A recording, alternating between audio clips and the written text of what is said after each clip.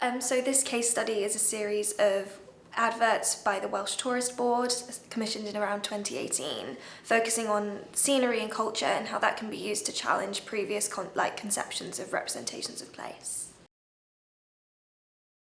So a lot of theories around representations of place focus on how space is central to lived experiences and it's a centre of all meaning. And this is particularly highlighted through different representations of place and how they can be through a nation or through imagined communities. Nation states are an incredibly powerful tool to evoke feelings of patriotism and pride in your country, but that doesn't necessarily mean that they are the be-all and end-all for representations of place. Particularly important is how you feel as an individual and how that can be brought about through the imagined community. Because whilst you may not know every single person that lives in your nation, you are connected through a series of meanings and histories and cultures that all comes together in the place in which you live. An imagined community is a sense of solidarity that is created through the shared histories that exist within a place.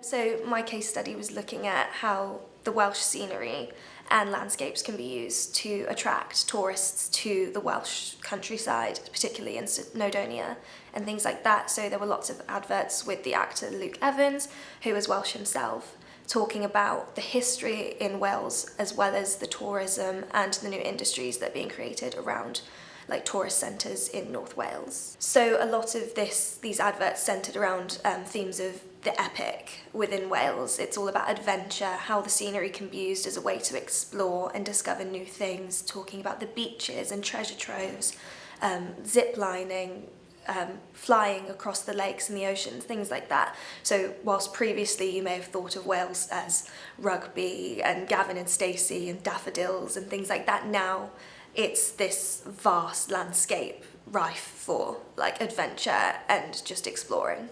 I think it was most probably aimed at maybe English tourists and things like that to attract new people to Wales.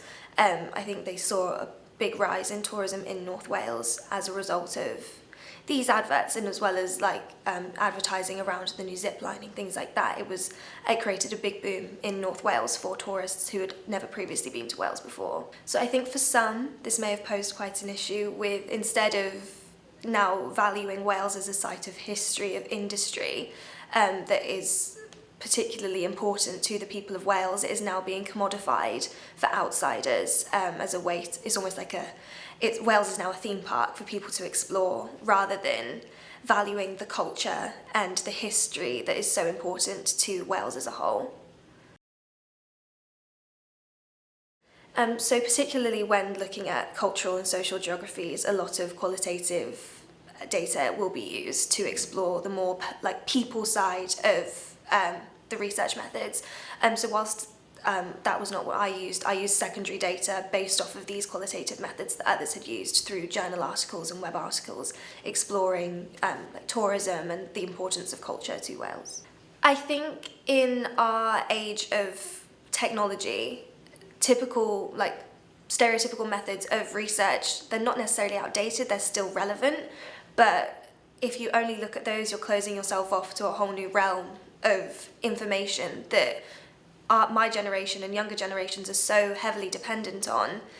We now need to start veering more towards looking at social media and things like that as a way of exploring people's views. This campaign is interesting because instead of using maybe previously used TV forms of disseminating information, it's now using digital forms of media, like social media, YouTube, things like that.